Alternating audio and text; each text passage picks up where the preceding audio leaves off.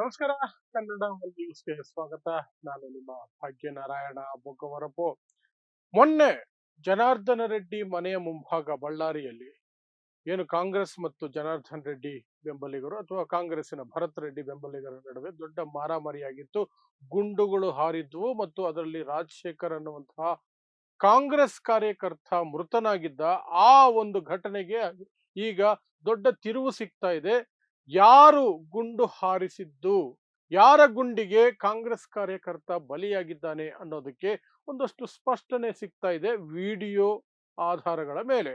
ಯಾರು ಗುಂಡು ಹಾರಿಸ್ತಿದ್ರು ಅಂತ ಅದರಲ್ಲಿ ಕಾಂಗ್ರೆಸ್ಸಿನ ಕಾಂಗ್ರೆಸ್ಸಿನ ವ್ಯಕ್ತಿಯ ಬಾಡಿಗಾರ್ಡ್ಗಳು ಅಥವಾ ಅಂಗರಕ್ಷಕರು ಅಥವಾ ಗನ್ಮೆನ್ಗಳು ಹಾರಿಸಿದ ಗುಂಡಿಗೆ ಅವರದೇ ಪಕ್ಷದ ಕಾರ್ಯಕರ್ತ ಬಲಿಯಾಗಿದ್ದಾನ ಅನ್ನುವಂತಹ ಪ್ರಶ್ನೆಗಳು ಈಗ ಬರ್ತಾ ಇದೆ.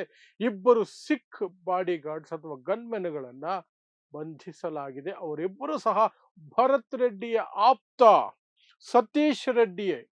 ಆ ಜಾಗದಲ್ಲೇ ಇದ್ದಂತಹ ಸತೀಶ್ ರೆಡ್ಡಿಯ ಗನ್ಮೆನ್ಗಳು. ಸೊ ಏನಿದು ಸಂಪೂರ್ಣ ವಿವರ ತಿಳಿಸುವಂತಹ ಪ್ರಯತ್ನ ಮಾಡ್ತೀನಿ.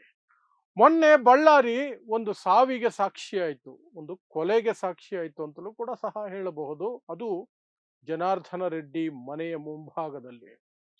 ವಾಲ್ಮೀಕಿ ಜಯಂತಿಯನ್ನ ದೊಡ್ಡ ಮಟ್ಟದಲ್ಲಿ ಮಾಡ್ತೀವಿ, ವಾಲ್ಮೀಕಿ ಪ್ರತಿಮೆಯನ್ನ ಅನಾವರಣ ಮಾಡ್ತೀವಿ ಅಂತ ದೊಡ್ಡ ಕಾರ್ಯಕ್ರಮವನ್ನ ಕಾಂಗ್ರೆಸ್ ಹಮ್ಮಿಕೊಂಡಿತ್ತು.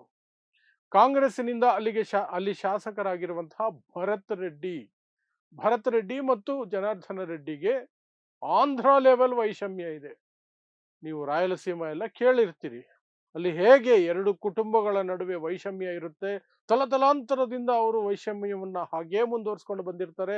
ಒಂದು ಕಡೆ ಇವರ ಹೆಣ, ಒಂದು ಕಡೆ ಅವರ ಹೆಣ, ಅವ್ರ ಕಡೆಯವ್ರದ್ದು ಇವ್ರ ಕಡೆಯವರು ಕೊಲೆಗಳಾಗುವಂತಹ ಮಟ್ಟಕ್ಕೆ ಅವರ ದ್ವೇಷಗಳಿರುತ್ತೆ. ಆ ಮಟ್ಟದ ದ್ವೇಷ ಅಲ್ಲಿ ಗಾಲಿ ಜನಾರ್ದನ ರೆಡ್ಡಿ ಮತ್ತು ನಾರಾ ಭರತ್ ರೆಡ್ಡಿ ಕುಟುಂಬಗಳ ನಡುವೆ ಇದೆ. ಈಗ ಅದು ಭರತ್ ರೆಡ್ಡಿ ಮತ್ತು ಗಾಲಿ ಜನಾರ್ದನ್ ರೆಡ್ಡಿ ಇಬ್ಬರ ನಡುವೆ 25-30 ವರ್ಷಗಳ ವಯಸ್ಸಿನ ಅಂತರ ಇದ್ರೂ ಸಹ ಆ ಒಂದು ವೈಷಮ್ಯ ದೊಡ್ಡ ಮಟ್ಟದಲ್ಲಿದೆ. ಸೊ ಅಂತಹ ಜನಾರ್ದನ್ ರೆಡ್ಡಿ ಮನೆಯ ಮುಂಭಾಗಕ್ಕೆ ಒಂದು ಬ್ಯಾನರ್ ಕಟ್ಟಬೇಕು ವಾಲ್ಮೀಕಿ ಫಂಕ್ಷನ್ದು ಅಂತ ಕಾಂಗ್ರೆಸ್ ಕಾರ್ಯಕರ್ತರು ಹೋಗಿದ್ದಾರೆ. ಬ್ಯಾನರ್ ಕಟ್ಟೋಕೆ ಹೋಗಬೇಕಾದಂತಹ ಕಾರ್ಯಕರ್ತರ ಕೈಲಿ ಬ್ಯಾನರ್ ಇರಬೇಕಾಗಿತ್ತು, ಹಗ್ಗಗಳಿರ್ಬೇಕಿತ್ತು, ಗಮ್ ಇರಬೇಕಿತ್ತು ಅಥವಾ ಇನ್ನೇನಾದ್ರು ಇರಬೇಕಿತ್ತು. ಬಟ್ ಅಲ್ಲಿಗೆ ಹೋದಂತಹ ದೊಡ್ಡ ಗುಂಪು, ಕಾಂಗ್ರೆಸ್ಸಿನ ಗುಂಪೇನಿದೆಯಲ್ಲ, ಅವ್ರ ಕೈಗಳಲ್ಲಿ ದೊಣ್ಣೆಗಳು ಇದ್ವು, ಆಯುಧಗಳು ಸಹ ಕಂಡು ಬಂದವು. ಗನ್ಮೆನ್ಗಳ ಸಮೇತವಾಗಿ ಭರತ್ ರೆಡ್ಡಿಯ ಒಂದು ಆಪ್ತ ಸತೀಶ್ ರೆಡ್ಡಿ ವಿತ್ ಗನ್ಮೆನ್ಸು ಹೋಗಿದ್ದು ಎಲ್ಲವೂ ನಡೀತು. ಅಲ್ಲಿಗೆ ಇವರು ಸಾಚಾಗಳಲ್ಲ ಅಂತ ಆಯ್ತು.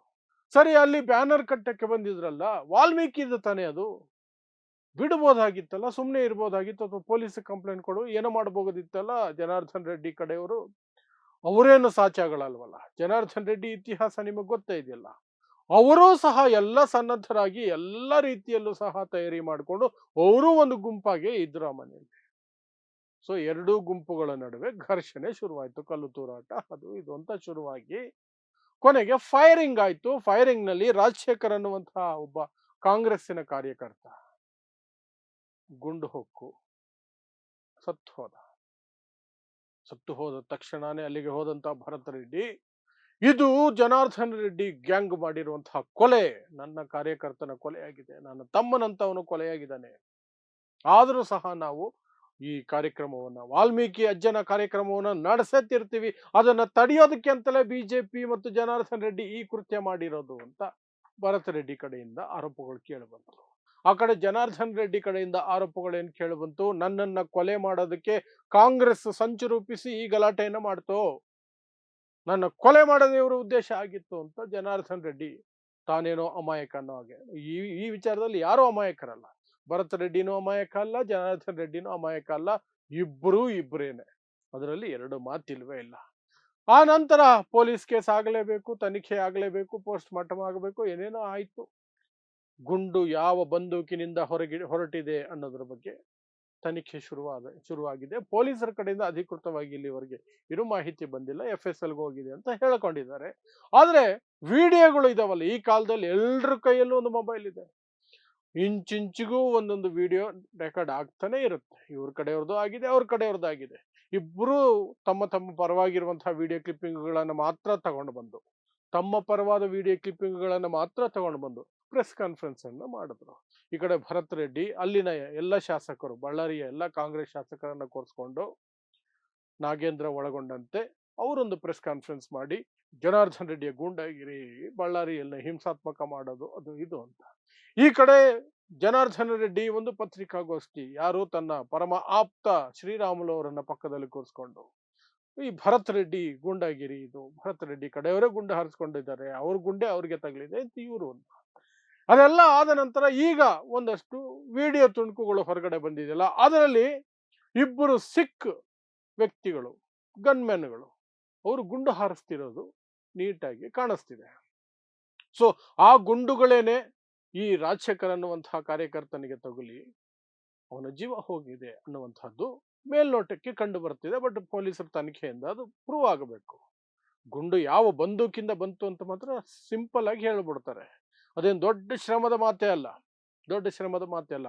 ಹಾಗಾದ್ರೆ ಆ ಇಬ್ಬರು ಸಿಖ್ಖರು, ಆ ಸಿಂಗುಗಳು ಯಾರು ಅನ್ನೋದಾದ್ರೆ, ಅವರು ಭರತ್ ರೆಡ್ಡಿಯ ಪರಮ ಆಪ್ತ ಸತೀಶ್ ರೆಡ್ಡಿ ಆ ಜಾಗಕ್ಕೆ ಹೋಗಿದ್ರಲ್ಲ, ಆತನ ಗನ್ಮೆನ್ಗಳು. ಈಗ ಸತೀಶ್ ರೆಡ್ಡಿಯನ್ನು ಸಹ, ನನಗೂ ಸಹ ಗಾಯ ಆಗಿದೆ ಅಂತ ಬೆಂಗಳೂರಿನ ಆಸ್ಪತ್ರೆಯಲ್ಲಿ ಮಲಗಿದ್ದಾನೆ. ಅವನ ಜೊತೆಲೂ ಒಂದಿಬ್ರು ಗನ್ಮೆನ್ಗಳಿದ್ದಾರೆ. ಅವರೆಲ್ಲರೂ ಸಹ ಯಾವುದೋ ಕಾಂಗ್ರೆಸ್ ನ ದೊಡ್ಡ ನಾಯಕನ ಒಂದು ಒಂದು ಸಪೋರ್ಟ್ ನಲ್ಲಿ, ರಕ್ಷಣೆಯಲ್ಲಿ ಇದ್ದಾರೆ ಅಂತ ಮಾಹಿತಿ. ಯಾಕಂದ್ರೆ ಪೊಲೀಸರು ಬಂದ್ರೆ ಇಮಿಡಿಯೇಟ್ ಆಗಿ ಅರೆಸ್ಟ್ ಮಾಡ್ತಾರ ಅಂತ. ಗುಂಡು ಈಗ ಯಾರು ಹೊಡೆದಿದ್ದು, ಯಾರ ಗುಂಡಿಗೆ ಬಲಿಯಾಗಿದ್ದು ಅನ್ನೋದಕ್ಕೆ ಈಗ ಒಂದಷ್ಟು ಸ್ಪಷ್ಟನೆ ಸಿಗ್ತಾ ಹೋಗ್ತಂಗೆ ಕಾಣ್ತಿದೆ.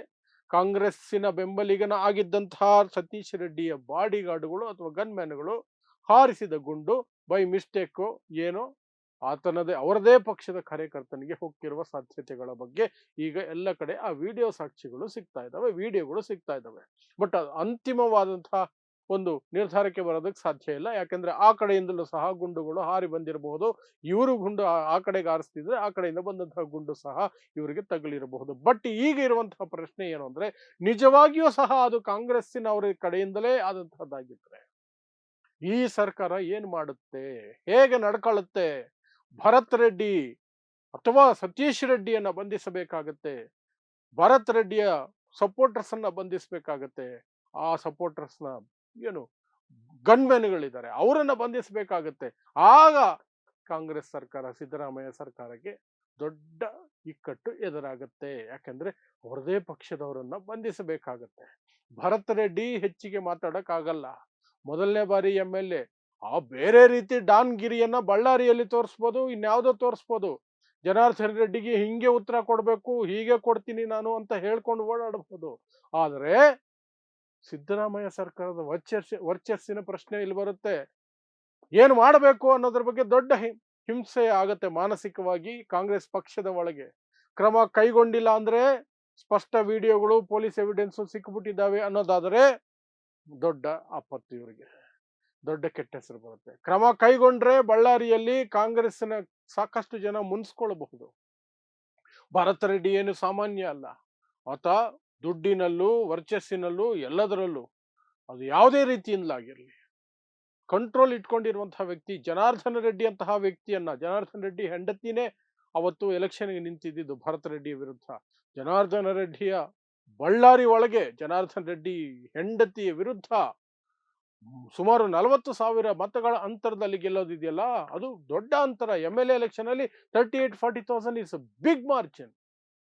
ಹಾಗಿರಬೇಕಾದ್ರೆ ಅಂಥ ವ್ಯಕ್ತಿಯನ್ನ ಈಗ ಪಕ್ಷದಿಂದ ಉಚ್ಚಾಟಿಸಬೇಕಾ ಅಥವಾ ಬಂಧನಕ್ಕೂ ಸಹ ಸಾಧ್ಯತೆಗಳಿದಾವ? ಭರತ್ ರೆಡ್ಡಿದು ಬಂಧನಕ್ಕೆ ಒತ್ತಾಯ ಮಾಡ್ತಿದ್ದಾರೆ ಬಿಜೆಪಿಯವರು. ಯಾಕೆಂದ್ರೆ ಅವರದೇ ಪಕ್ಷದವ್ರು ಮಾಡಿದ್ದಾರೆ ಅನ್ನೋದು ಬಿಜೆಪಿ ಆರೋಪ. ಏನೇ ಇದ್ರೂ ಸಹ ಈಗ FSL ಇಂದ ಬರುವ ವರದಿಯ ಆಧಾರದ ಮೇಲೆ, ಅದಾದ ನಂತರ ಸಿನಾರಿಯೋ ಈಗ ಕಂಡು ಬರ್ತಿರುವಂತೆ ಏನಾದರೂ ಕಾಂಗ್ರೆಸ್ ಅವರ ಗನ್ಮೆನ್ಗಳಿಂದಲೇ ಆಗಿದ್ದರೆ ಮುಂದಿನ ದಿನಗಳಲ್ಲಿ ಕಾಂಗ್ರೆಸ್ ಪಕ್ಷದಲ್ಲಿ, ಕಾಂಗ್ರೆಸ್ ಸರ್ಕಾರದಲ್ಲಿ ಒಂದಷ್ಟು ಡ್ರಾಮಾ ನೋಡ್ತೀವಿ ನಾವು. ಅದಲ್ಲದೆ ಜನಾರ್ದನ್ ರೆಡ್ಡಿ ಕಡೆಯವರಿಂದ ಆ ಕಡೆ ಗುಂಡುಗಳು ಹಾರಿ ಬಂದಿದ್ದು ಈ ಕಡೆ ಬಿತ್ತು ಅಂದ್ರೆ ಜನಾರ್ದನ್ ರೆಡ್ಡಿನ ಬಂಧಿಸೋದು ಸಹ ಅಷ್ಟು ಸುಲಭದ ಮಾತಲ್ಲ ಸರ್ಕಾರಕ್ಕೆ. ಯಾಕಂದ್ರೆ ಈ ಎಲ್ಲ ಸರ್ಕಾರಗಳು, ಯಾವುದೇ ಸರ್ಕಾರ, ಅದು ಸಿದ್ದರಾಮಯ್ಯ ಸರ್ಕಾರ ಏನು ಸ್ಪೆಷಲ್ ಆಗಲ್ಲ, ಕಾಂಗ್ರೆಸ್, BJP, JDS ಯಾವ ಸರ್ಕಾರ ಆದ್ರೂ ಸರಿ, ಸಾಕಷ್ಟು ಲೆಕ್ಕಾಚಾರಗಳನ್ನು ಮಾಡ್ತಾರೆ. ತನ್ನ ವಿರೋಧಿಗಳ ಮೇಲೆ ಕ್ರಮ ಕೈಗೊಳ್ಳೋದಕ್ಕೂ ಲೆಕ್ಕಾಚಾರ ಮಾಡ್ತಾರೆ. ಜನಾರ್ದನ ರೆಡ್ಡಿಯನ್ನ ಬಂಧಿಸಿದ್ರೆ ಏನೆಲ್ಲ ಆಗಬಹುದು, ಲಾಭ ಇದೆಯಾ ನಷ್ಟ ಇದೆಯಾ, ಯಾವುದು ಲಾಭ ಯಾವುದು ನಷ್ಟ, ಯಾವ ರೀತಿ ತಿರುವು ಪಡ್ಕೊಳ್ಳುತ್ತೆ, ಏನಾಗಬಹುದು, ಅದ್ರ ಬಗ್ಗೆನೂ ಇರುತ್ತೆ. ಆ ಕಾರಣಕ್ಕಾಗಿಯೇ ಇವರು ಕಾಂಗ್ರೆಸ್ ಸರ್ಕಾರ ದ್ವೇಷ ಭಾಷಣದ ವಿರುದ್ಧ ನಾವು ಝೀರೋ ಟಾಲರೆನ್ಸ್ ಅಂತ ಡೈಲಾಗ್ ಹೊಡಿತಾ ಓಡಾಡ್ತಿದ್ರು ಸಹ ಬಿಜೆಪಿ, ಸಂಘ ಪರಿವಾರ, RSS ನ ದೊಡ್ಡ ದೊಡ್ಡ ವ್ಯಕ್ತಿಗಳು, ದೊಡ್ಡ ದೊಡ್ಡ ಹೆಸರಿರುವಂತಹವರು ಎಷ್ಟೇ ದೊಡ್ಡ ದ್ವೇಷ ಭಾಷಣ ಮಾಡಿದ್ರು ಅವರನ್ನ ಬಂಧಿಸೋದಿಲ್ಲ. ಲಾ ಅಂಡ್ ಆರ್ಡರ್ ಅಂತ ಹೆದರ್ಕೊಡ್ತಾರೆ, ಇನ್ನೇನಕ್ಕೂ ಹೆದರ್ಕೊಡ್ತಾರೆ. ಇಲ್ಲದೆ ಹೋದ್ರೆ ಕಲ್ಲಡ್ಕ ಭಟ್ಟನಂತವನನ್ನ ಯಾವತ್ತೇ ಎತ್ಕೊಂಡೋಗಿ ಜೈಲಿಗೆ ಹಾಕ್ತಿದ್ರು. ಅವನು ಆಡುವ ಮಾತುಗಳಿಗೆ, ಅವನು ಬಿತ್ತೋ ದ್ವೇಷಕ್ಕೆ ಅವನು ಒಂದು ಕ್ಷಣನೂ ಹೊರಗಡೆ ಇರೋದಕ್ಕೆ ಲಾಯಕ್ಕಿಲ್ಲ. ಅವನು ನೆಕ್ಸ್ಟ್ ಮೂಮೆಂಟೇ ಜೈಲಲ್ಲಿ ಇರಬೇಕಾದಂತಹ ಗಿರಾಕಿ. ಅವನ ವಿರುದ್ಧ ಸಹ ಕ್ರಮ ಕೈಗೊಳ್ಳೋದಕ್ಕೆ ಇವರಿಗೆ ಧೈರ್ಯ ಸಾಲಲ್ಲ ಈ ಕರ್ನಾಟಕ ಸರ್ಕಾರಕ್ಕೆ. ಯಾಕೆಂದ್ರೆ ಇಲ್ಲಿ ರಾಜಕೀಯ ಲೆಕ್ಕಾಚಾರಗಳು, ವೋಟ್ ಲೆಕ್ಕಾಚಾರ. ಈಗ ಭರತ್ ರೆಡ್ಡಿ ವಿರುದ್ಧನೇ ಏನಾದ್ರೂ ತಿರುಗಿ ಬಿದ್ದರೆ ಈ ಕೇಸು, ಭರತ್ ರೆಡ್ಡಿ ವಿರುದ್ಧ ಕ್ರಮ ಕೈಗೊಳ್ಳೋದು ಹೇಗೆ, ಅದೊಂದು ಪ್ರಶ್ನೆ. ಇಲ್ಲ ಉಲ್ಟಾ ಆಯ್ತು, ಜನಾರ್ದನ್ ರೆಡ್ಡಿ ವಿರುದ್ಧ ಬಂತು, ಜನಾರ್ದನ್ ರೆಡ್ಡಿ ವಿರುದ್ಧ ಕ್ರಮ ಕೈಗೊಳ್ಳೋದು ಹೇಗೆ, ಆ ಎಲ್ಲದರ ಹಿನ್ನೆಲೆಯಲ್ಲಿ ಒಂದು ರೀತಿ ಕುತೂಹಲಕಾರಿ. ಈ ಕುತೂಹಲಗಳ ನಡುವೆ ಒಬ್ಬ ವ್ಯಕ್ತಿ ಸತ್ತು ಹೋದ ಅನ್ನೋದು ಮಾತ್ರ ಎಲ್ಲರೂ ಮರ್ತೋಗ್ಬಿಡ್ತಾರೆ. ರಾಜಕೀಯದಿಂದ ಹಿಂದೆ ಬಿದ್ದು ಬಿಡ್ತಾರೆ. ಆ ವ್ಯಕ್ತಿಗೆ ಇಷ್ಟೆಲ್ಲ ಆಗಿರೋದ್ರಿಂದ ಭರತ್ ರೆಡ್ಡಿ ಏನ್ ದುಡ್ಡಿಗೇನು ಕಡಿಮೆ ಮಾಡಲ್ಲ ಆ ಕುಟುಂಬಕ್ಕೆ. ಆಲ್ರೆಡಿ 25 ಲಕ್ಷ ಸರ್ಕಾರದ ಕಡೆಯಿಂದ ಕೊಟ್ಟಂಗಿದೆ. ಜಮೀರ್ ಅಹಮದ್ ಖಾನ್ ಮನೆ ಕೊಡ್ತೀನಿ ಅಂತ ಆಶ್ವಾಸನೆ ಕೊಟ್ಟಿದ್ದಾರೆ. ಏನೇನೋ ಇದೆ. ಭರತ್ ರೆಡ್ಡಿ ವೈಯಕ್ತಿಕವಾಗೂ ಒಂದಷ್ಟು ದುಡ್ಡು ಕೊಡಬಹುದು, ಎಲ್ಲವೂ ನಡೀಬಹುದು. ಬಟ್ ಆ ಸತ್ತು ಹೋದ ವ್ಯಕ್ತಿಯ ಸಾವನ್ನ ಪಕ್ಕಕ್ಕೆ ಇಟ್ಬಿಡ್ತಾರೆ, ರಾಜಕೀಯದ ಹಿಂದೆ ಬೀಳ್ತಾರೆ ಇನ್ಮೇಲೆ. ಸೊ ನೋಡೋಣ FSL ಇಂದ ಏನು ವರದಿ ಬರುತ್ತೆ, ಯಾರ ಬಂದೂಕಿನಿಂದ ಆ ಗುಂಡು ಬಂದಿದೆ, ಯಾರ್ದು, ಅವಾಗ ಇನ್ನೊಂದು ಸುತ್ತಿನ ಒಂದು ಘರ್ಷಣೆ, ಬೇರೆ ರೀತಿ ಘರ್ಷಣೆ, ರಾಜಕೀಯ ಘರ್ಷಣೆ ಶುರುವಾಗುತ್ತೆ. ಅವಾಗ ಏನಾದರೂ ಅಪ್ಡೇಟ್ಸ್ ಇದ್ರೆ ನಿಮ್ಮ ಮುಂದೆ ಇಡುವಂತಹ ಪ್ರಯತ್ನವನ್ನು ಮಾಡ್ತೇವೆ. ಸೊ ನೋಡ್ತಾ ಇರಿ ಸಮಾಜಕ್ಕಾಗಿ ಕನ್ನಡ 1 ನ್ಯೂಸ್. ನಮಸ್ಕಾರ.